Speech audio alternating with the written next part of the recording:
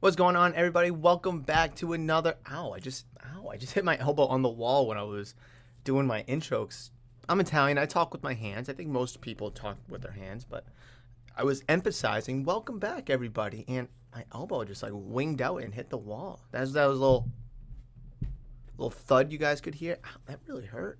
Anyways, what's going on, everybody? Welcome back to another episode of Murph's Boston Sports Talk. This is episode number 151. Thank you so much for downloading, listening, and enjoying. If you're listening on audio-only platforms, if you're watching this on YouTube, thank you so much for clicking on the video. Please make sure you like, comment, and subscribe. We do have abundance of things to talk about. Not as much as a hodgepodge as last week, but my throat is a little sore. Did a lot of talking yesterday. Shop was fairly busy with some people, and I had to do a bunch of talking. So I do pardon my little rasp, if there is one. I don't know if there's a raspy voice. I'll be able to hear it when I edit this episode. And what I mean by edit, I just mean upload it and then just download it, right? So anyways, so if there's a little rasp, I do apologize. But nonetheless, I do want to talk about sports cards again to start off this episode, and I promise it's not going to take 20 minutes like last time. I want to get into the Bruins. I want to get into the Red Sox as well, and then I don't know where we're going to go from there. I do want to touch upon the Patriots as well, because we're getting closer and closer and closer and closer to preseason, right? And with that, there's going to be tons of questions. Like, we already know that N'Keal Harry has been traded to the Chicago Bears for a conditional 2024 seventh round pick, I believe it was. So he's gone, but that's not much of a headline. That's just a busted first round pick that Belichick struck out on. And that just goes to show that he can't draft nearly as good maybe as he once was. But that's a conversation possibly for later in this episode.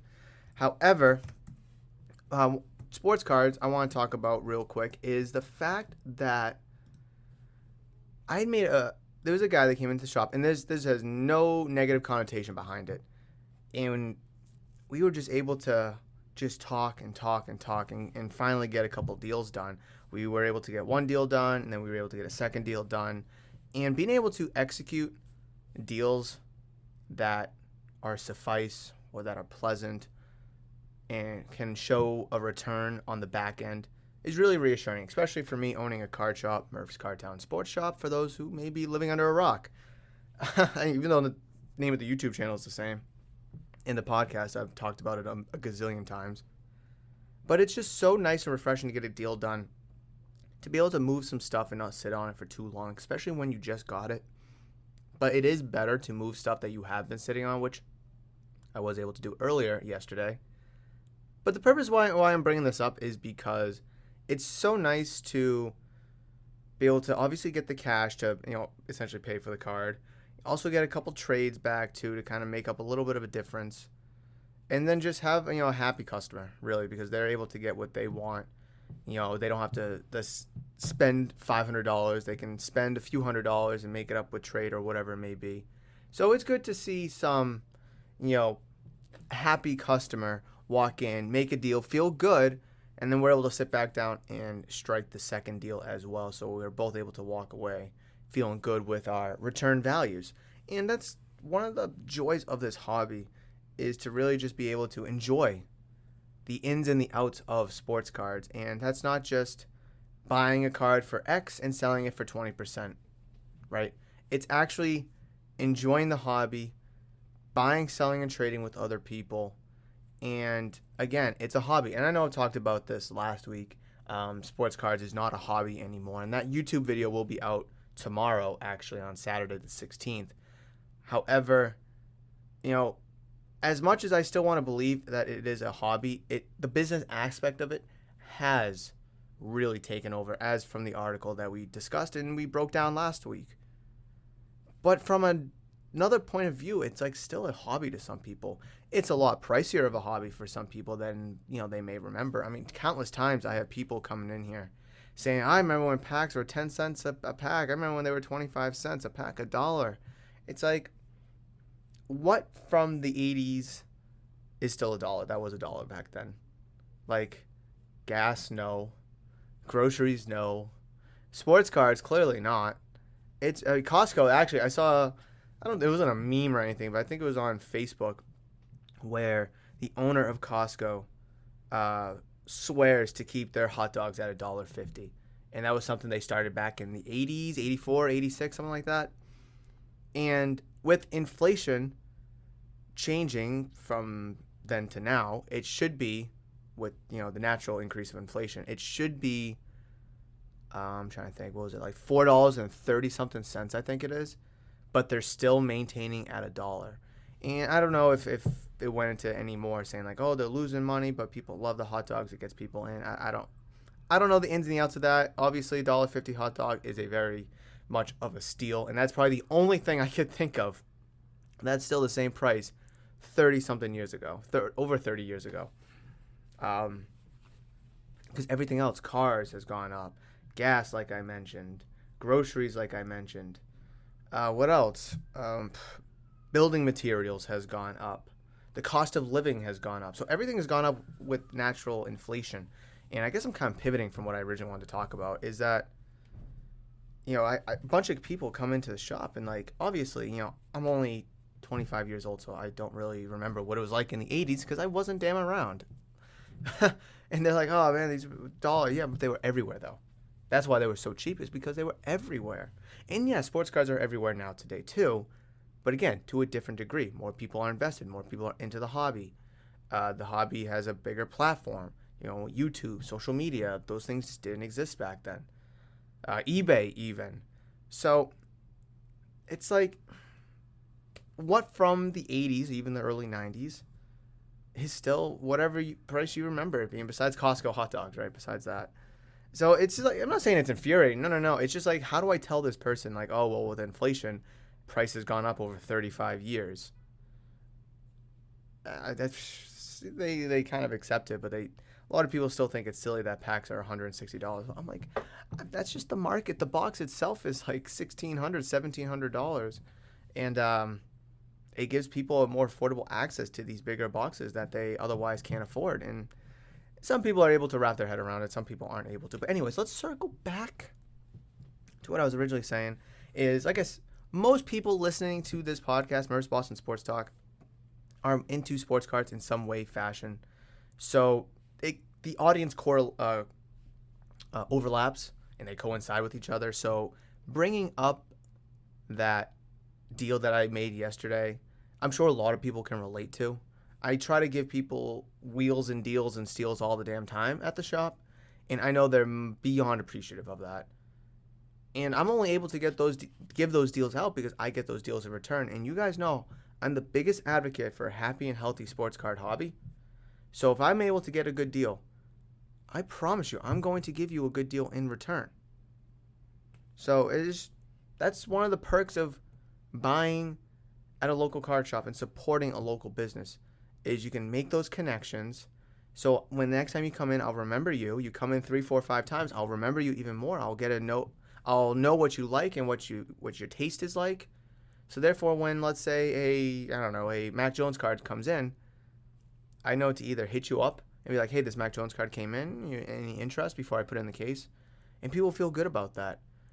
So developing that interconnectivity, that tissue with your community, with your local card shop, I believe is tremendously important, because you're not establishing those relationships on eBay, online, maybe on Instagram, maybe because you can just chat a little bit more easy, more free flowing. You can comment and like on social media that way.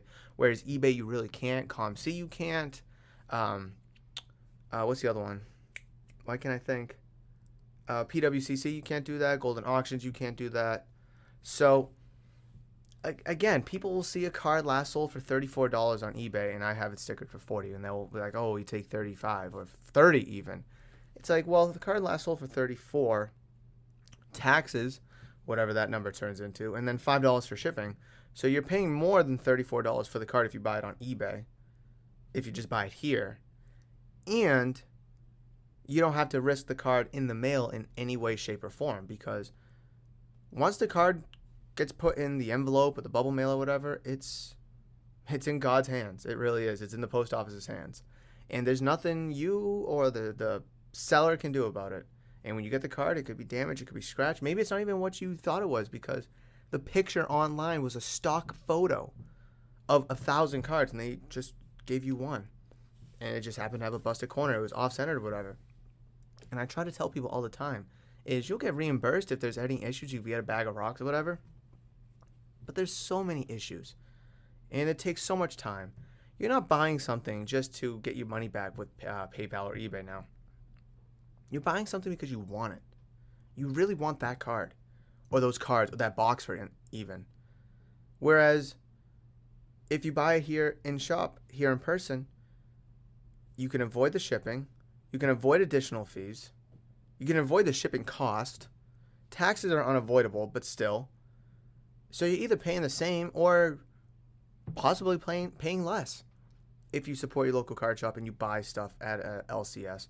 Now, I'm not just trying to, give my shop free advertisement here, even though the shop kind of sponsors Murph's Boston Sports Talk in a sense. But, I mean, if you're listening in, I don't know, Texas, or if you're listening in Nebraska, obviously Murph's Cardtown Sports Shop isn't your closest LCS. There's a gazillion others.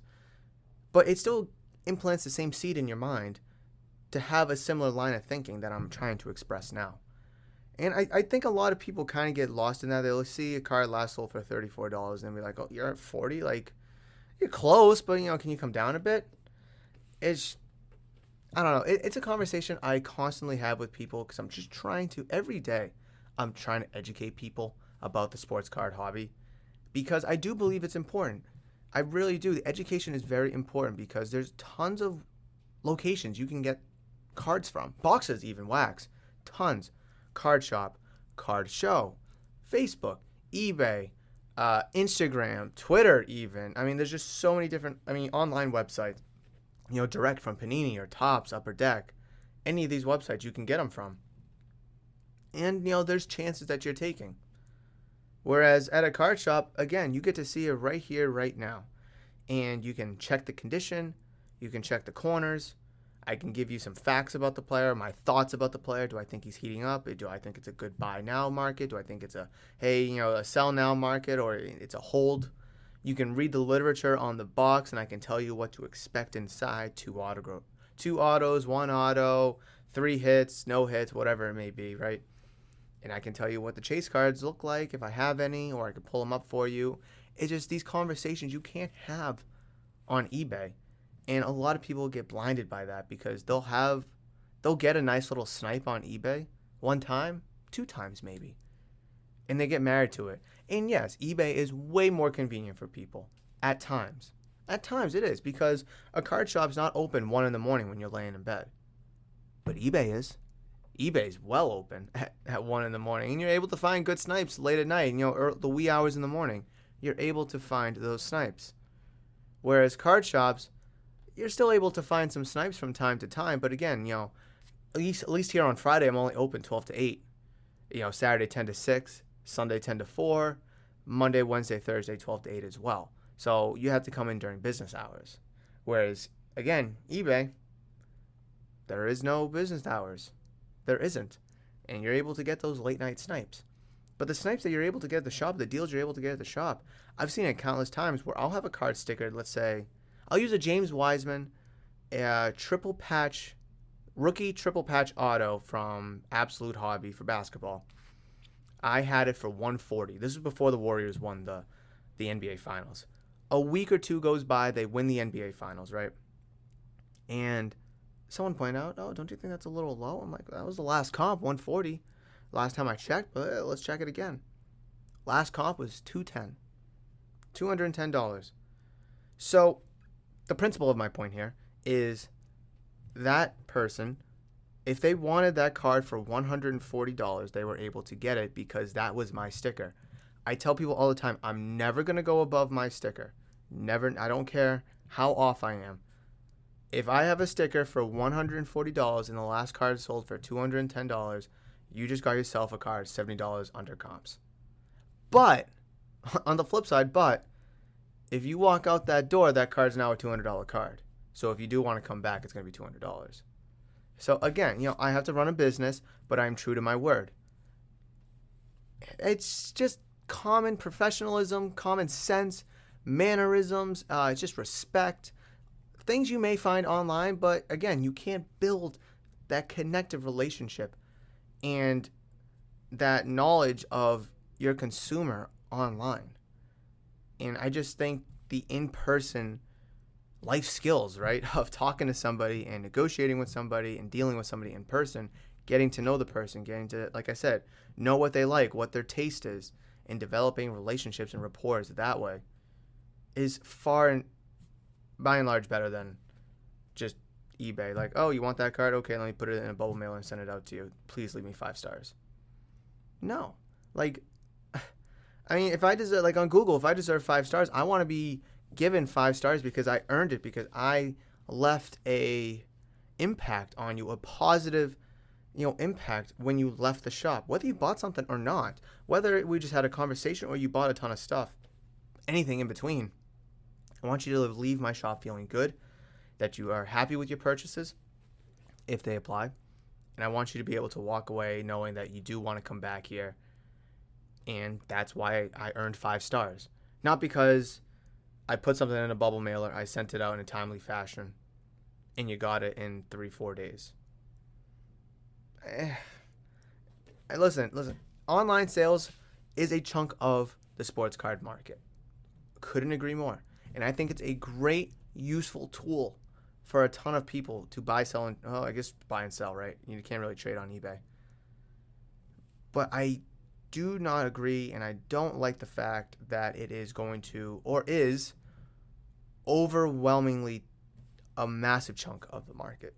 Like, I still think card shows and card shops should be at least 50%. And I don't know if it is, or I don't think that it is.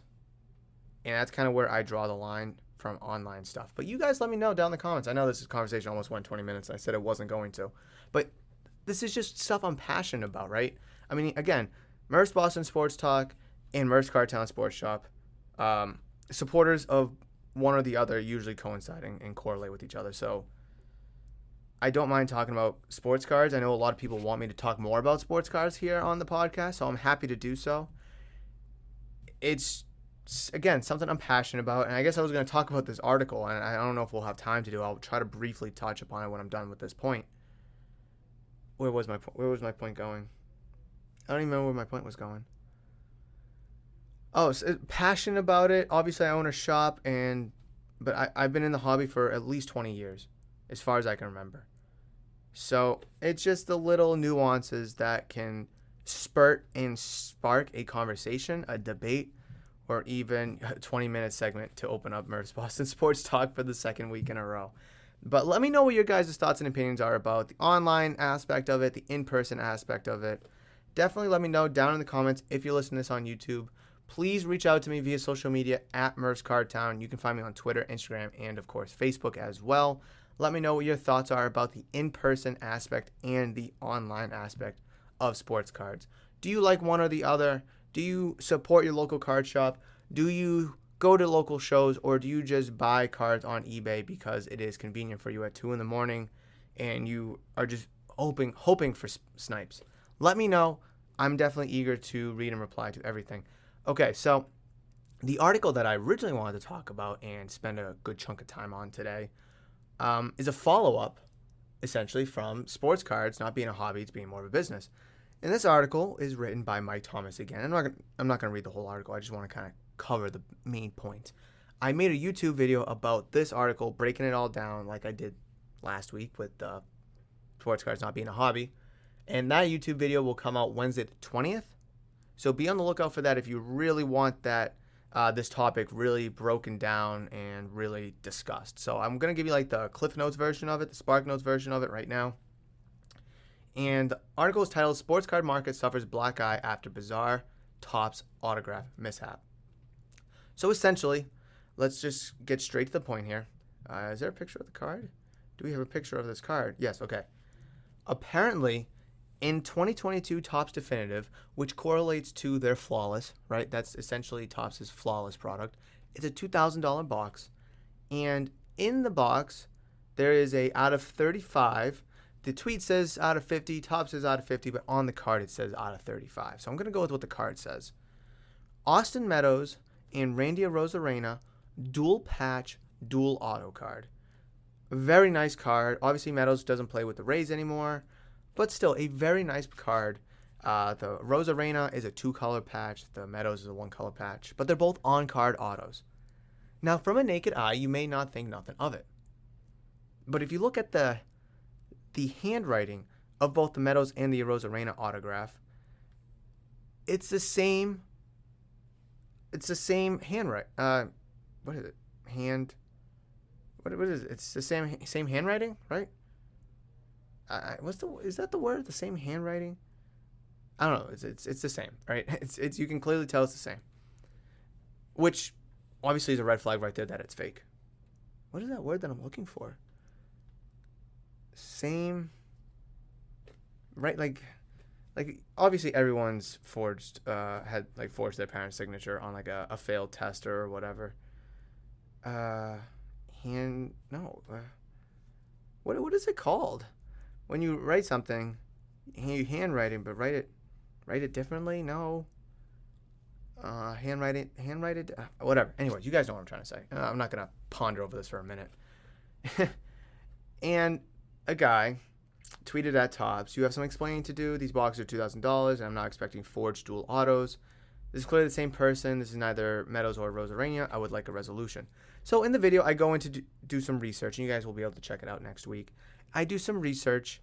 I look at Austin Meadows autographs. I look at Randy Arozarena autographs of different products, and those autographs look nothing like this out of 35 2022 Topps definitive card that we got. And when you're paying $2,000, you expect game worn, on card, 3-color patches. You expect the whole works, and full of rookies, right? Or maybe your favorite veteran players. And then Topps goes out to release a statement saying like, "Oh, we've been aware of the situation with this product. We don't know how this happened with our quality check. We're going to double our efforts. Anyone who has this card, please reach out to us. We'll send you a brand new box of 2022 definitive baseball and a replacement card of or a card of equal value." And then the guy, I want to read this from the article. This is funny. "My first question is, what would be equal value to a fake dual autograph card? Does that mean everyone gets a Felix Furman rookie card as a replacement?" This is a guy that played in the 80s, and he was an absolute bum. He played like 10 years. He hit 4 home runs. So I thought that was pretty funny to throw into the article. And again, the writer, Mike Thomas, brought up another good point. How do we know there aren't more fake autographs out there? If this card is numbered to 35, I think it's only right in our mind to assume that there are 35 fakes just like that somewhere out there. And again, Topps is going to hold up their end of the bargain, give you a replacement box, and give you a replacement card. Good Topps. But again, if there is one like this, and it's numbered to 35, how do we know that there aren't 34 others like that card? Then it bears the question, this is one card, numbered to 35. How don't we know that there's not Rafael Devers, Xander Bogaerts, fake dual patch, dual autos, or dual patch, fake dual auto, whatever? How do we know that there isn't Giancarlo Stanton and Aaron Judge, dual patch, fake dual autos? Like, we can go on and on across the league, like Shohei Ohtani or Mike Trout, or just, pick two guys on a team. How do we know that there aren't more fake dual autos out there? So only time will tell when more of this product gets opened, when more people have the gut to invest $2,000 into this box. But then again, knowing what has happened with this $2,000 box, Topps upper echelon product, it's going to be very challenging to sell this product for what it should be worth, whether it's $2,000 or not. Well, it could be a $200 box. People are still going to be very hesitant about it because they know what has happened. And, this is just something that just shouldn't happen. There should not be fake autographs. Topps, again, one of the most famous names in sports cards, one of the most famous and well-known names in collecting, period, no matter what hobby it is under serious heat for fake autographs. So it's just, hey, listen, when you buy wax, just be careful. Do your research if you get an autograph. Be careful when you're buying the bigger boxes, especially from Topps. Haven't seen anything like this from Panini per se. I do have a story about that in a second. But definitely just be careful with Topps, any of their upper end products, just because of this. I would hate to see someone buy a product here in my shop.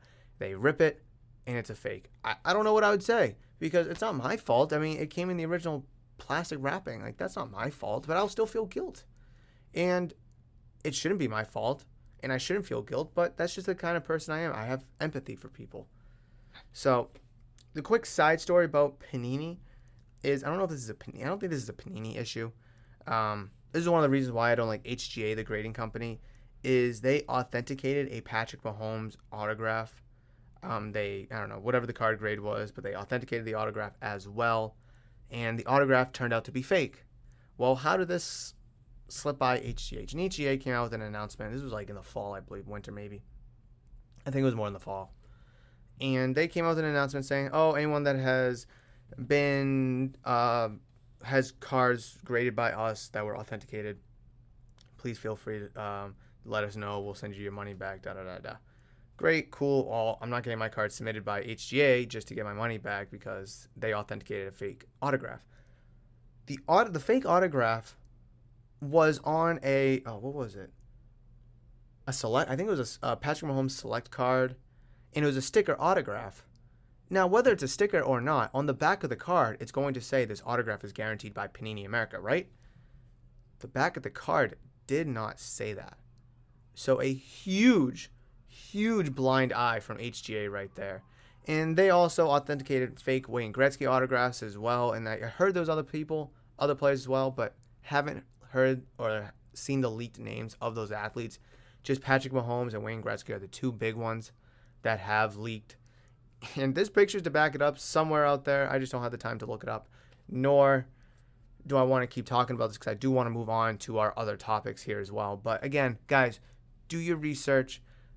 That's why I strongly believe that being an integral part of an in-person community is very important and detrimental because you're able to get this education and this knowledge from someone like me who owns a shop, or just anybody who owns a shop, really, because you'll be able to get on-site professional expertise and opinions and have in-person discussions where, again, on Facebook, you don't even know who you're talking to. Maybe social media, you don't know who you're talking to. eBay, you have no idea who you're talking to. These people could just be talking to you just to make a sale. Me, again, you could ask the same question. Oh, Murph, how do we know you're not just talking to these people just to make a sale? Guys, I pledged myself to a happy and healthy sports card hobby. I preached this for 11 months. And I think the people that support the shop the most, or just simply support the shop, period. I know, way too many S's there. Simply support the shop. Will know that I'm not going to try to screw you over. I'm going to tell you how it is. I'm going to give you the necessary information and the proper education for you to make the best decision possible for your sports card journey. I'm not going to steer you in the wrong direction. I'm going to give you the latest information on the market that I know of. I'm going to give you the latest information and knowledge about the hobby that I know of. And again, if you come down to the shop, you're going to get that same treatment. If you've never been in the shop, you're going to get that same treatment. I promise you that. And I can't speak for other sports card shops or sports card owners or card shop owners, because I know there's a ton of old grizzled men that could care less about the hobby. They just want to make a buck. And there's tons of those out there too. But again, guys, if you haven't been to Murph's Cardtown Sports Shop, give me a chance. I will definitely not let you down. But that's my 30-minute sports card conversation, which I did not expect to take that long. I do want a sip of water. We're just going to keep rolling here as I reach for my water. And I do want to get into some Bruins because Bruins made a trade the other day. They made an abundance of acquisitions as well, but the trade is what I really want to talk about. That was good. That was good water. All right. So there's an article from BostonHockeyNow.com written by Joe Haggerty literally 19 hours ago, titled Boston Bruins Zacha already living in Boston. Quote, it's great. If there was an NHL destination that Pavel Zacha was going to get traded this offseason, the Boston Bruins were pretty clear the perfect spot. The 2015 first-round pick of the New Jersey Devils has slowly carved out an identity for himself in Jersey, where he's averaged 16 goals and 36 points over the last 2 seasons. As a 6'3", 210-pound pivot on the Devils hockey club that struggled offensively, but Zacha hasn't to this point lived up to being the 6th overall pick in the first round of the stacked 2015 NHL draft, and that's part of the reason he was dealt to the Bruins straight up for versatile forward Erik Haula. The surprising part for Zacha is that he's been spending his summer off seasons locally for the last few years after former Devils teammate Brian Boyle and Jimmy Hayes talked him into training with them in Foxborough.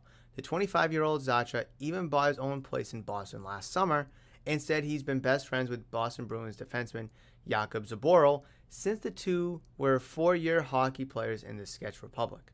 So if Zacha was going to get traded anywhere across the NHL map for the first time in his pro career, this is the place he'd wanted to be when it was done. Quote, "I was mentally ready for it to happen, but I didn't know what to expect because it's the first time it's happened to me in my career," said Zacha, who interestingly said that Captain Patrice Bergeron was one of the first Bees players to reach out to him, welcoming him to the Boston Bruins along with Jakub Zboril. Quote, "It's great. I know a lot of the guys because I train here during the summers in Boston and stay here during the summer. Every time I played against them, it's a tough team to play against, so it's really exciting for me. I really like it in Boston. I like the people. It's a big hockey town, so I have a chance to skate and train with a lot of good hockey players. It certainly made it a lot easier knowing that I got traded here. Not a big move since I'm already staying here. Zacha will be an interesting fit for this season and beyond once the RFA is signed to a new contract, restricted free agent.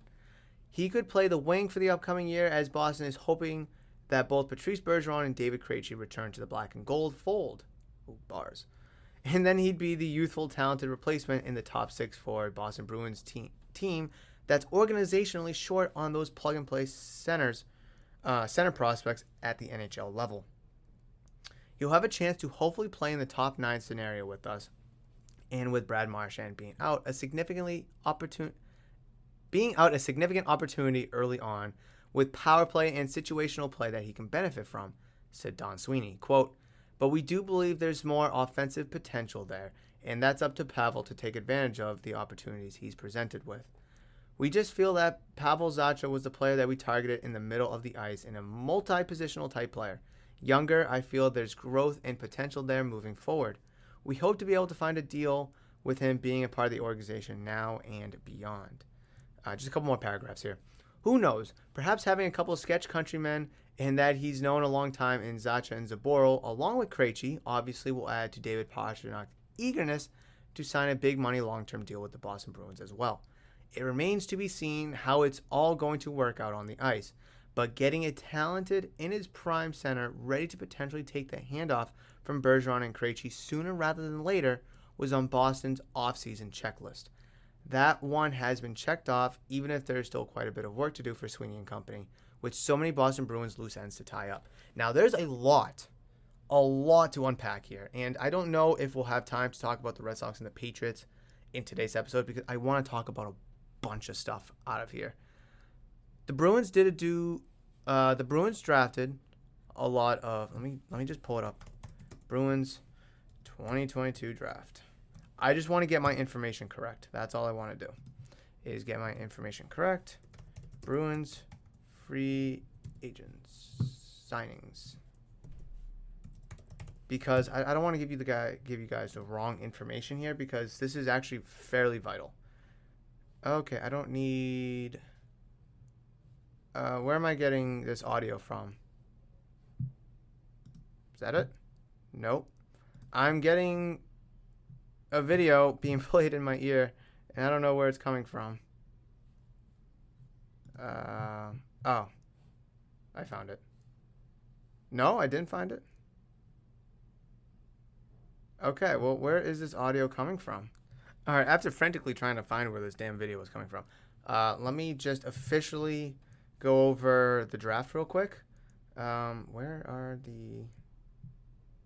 I want the players they drafted. I don't want their future draft compensation.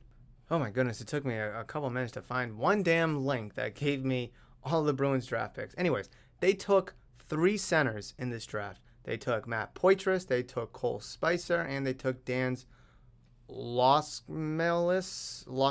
That's going to be a tough one to figure out how to say. And on top of that, they also signed some free agents. Let me pull up that real quick. They signed AJ Greer, Daniel Renoff, Keith Kincaid, Connor Carrick, and Vinny Lettieri. So a lot of moves have been going down, along with the other players that the Bruins drafted. However, this trade, in my opinion, stands out more important than those free agent signings and also the draft. Well, the draft is for the future, right? But this trade is for the now. And there's, again, a lot to unpack here. Is you're able to move Erik Haula to bring in Pavel Zacha, who has a lot to prove himself. He's in a good situation here in Boston, a contending team, a team that wants to win. It has star players for the now, and an organization that is quite stable, unlike some that we've seen in other sports, right? But the fact that he's Czech Republic and he's trained with Jakub Zaboral, he is a countryman with David Pastrnak and David Krejci. Now, the whole David Krejci piece is very interesting because he essentially retired last year from the Boston Bruins or the NHL to go home and play in front of his home country and his family and his friends out in the Czech Republic. And there was rumors and links that at the end of that season, if his team was eliminated in the first round before April 25th or whatever it was, he would be able to come back and play for the Bruins and be part of the Stanley Cup Finals playoff run for them. Ultimately did not happen. But ever since then, it's just been continually linked that the Bruins are in on David Krejci and bringing him back. And Krejci has not said no. No, no, no, no, no. So the door is ajar in some fashion. It's open.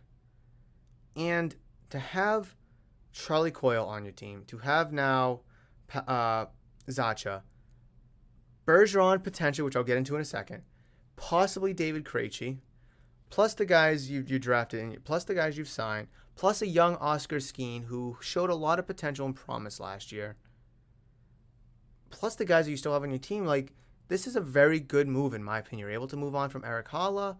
You bring in Pavel Zacha, who lives here in Boston during the summer. So he's turned himself slowly into a Bostonian. And again, he has friends here that he's trained here. So it's like he's not really changing scenery all too often. He's just changing jerseys in home stadium, a home arena. He doesn't have to travel across the country. He doesn't have to get used to the market or anything like that. He's already used to it. So I really do think this is a great fit for the Bruins. Again, Zacha is versatile. He can be the centerman. He can be a winger. He may have to be a winger because Brad Marchand's going to be out for a while. But if they bring back David Krejci, again, that's only going to help Zacha be able to move over to mend the wound for when Marchand comes back, and then you can figure out that way. But I'm not going to get my hopes up on David Krejci because, again, nothing from his camp that I've seen has come out saying that, yes, David Krejci wants to come back. We just got to take some time to work out the details. Nothing like that of sorts has come out yet from David Krejci. Of course the Bruins want him back because they want to try to run it back with him and Bergeron and when Marchand gets healthy. And of course, David Pastrnak is the last year of his contract. There's going to be negotiations there. But this core that was so good for so long is slowly crumbling away. And we can't live in the past. That's why this draft was so crucial.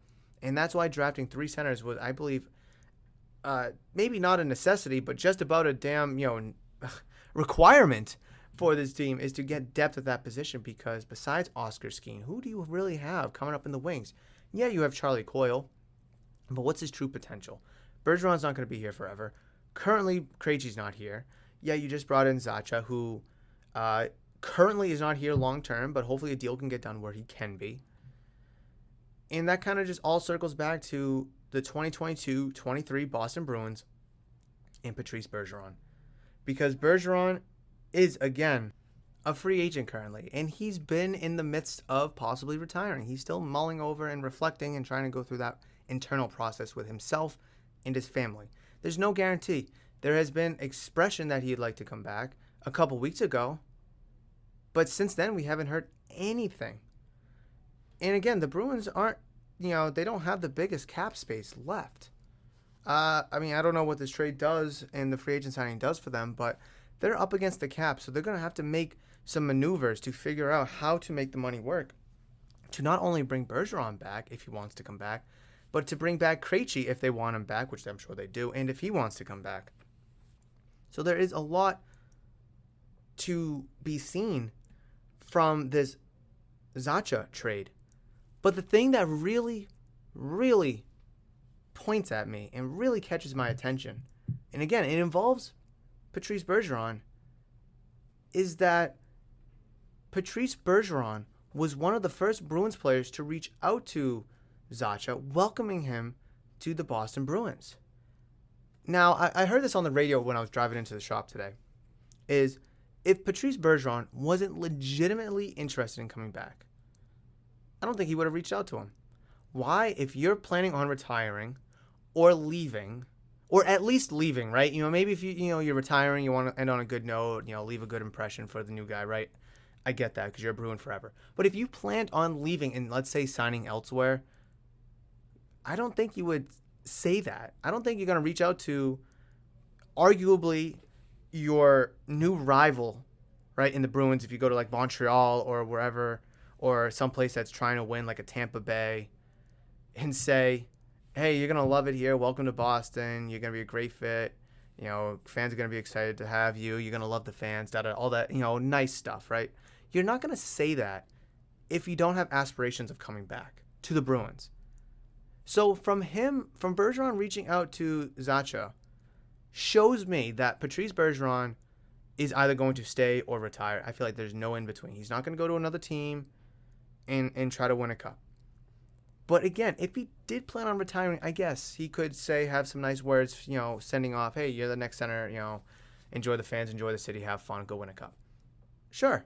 If he was retiring, right? Possibly. But the way I look at it, the way I read it, is he's introducing his new teammate, possibly his future lineman, because Marchand's going to be out for a bit. And he just wants to be pleasant. He's the captain of this team. He's currently still the captain of this Bruins team. And he's just trying to be that leadership, that voice in the locker room that he's so known for, that him, Krejci, Chara, they all have been known for years upon years, is having a stable locker room, having a veteran leadership-led locker room who knows how to play hockey, knows how to play within the rink, and knows how to keep the locker room head on its heels, right? Or no, head on its heel. The other way around. Who knows how to keep its head on right? Let's put it that way. And just from him reaching out, I do strongly believe that he wants to come back, and he will come back. Again, the money is going to be the big issue here for the Bruins. That's a Bruins issue. I don't expect Bergeron to come back on a $2 million deal, but how are the Bruins going to make it work in order to bring him back for what he's worth and what he's deserved? And that's probably $6-7-ish million for a 1-year deal, possibly, just to kick the can again and have one more stab at it. So that's why this trade and this article has a lot to unpack, because there's so many different other little plot holes that we can talk about just from this trade, just from this article here. But again, like I said, that's going to wrap up our time for today's episode. The sports card, hobby discussion, and the Boston Bruins discussion really took up a lot of the time today. So I do apologize for not being able to talk about the Red Sox, their recent struggles, their big series against the Yankees coming up. Quick home run derby prediction. I do have Pete Alonso. I'm not bandwagoning. I just think he's an absolute stud in the derby. He will become the first player to win the derby 3 times in a row. Other than that, who am I picking? I do like Juan Soto here. I do like Albert Pujols, but he is older, so I feel like he might run out of energy. I think that'd be a great farewell for him to win the derby. Julio Rodriguez is a sneaky pick. I just don't know if he has it like that in him to go toe for toe, pound for pound with like a Pete Alonso if he faces him in a round. But I can't wait for it. It's going to be really fun to watch, and definitely tune into the Home Run Derby this Monday. at like 8 o'clock, I think it is, or whatever time it's at. But that's going to wrap it up for this episode, guys. Thank you so much for downloading, listening, and enjoying. If you are listening to this episode on audio-only platforms, Spotify, Apple, Google Podcasts, Amazon Music, and wherever you can find your podcast, you can find Murph's Boston Sports Talk. If you're watching this on YouTube, thank you so much for clicking on the video. Please make sure you like the video if you enjoyed it. Comment any question, thoughts, comments, concerns down below in the comment section below. And also, please consider hitting that giant red subscribe button, as I would greatly appreciate the love and support. You can find me on social media at Murph's Cardtown on Twitter, Instagram, and of course, Facebook as well. But that's going to do it for this episode, guys. I will catch you in the next one. But between now and then, you guys know that I love you, and I will always, always see you.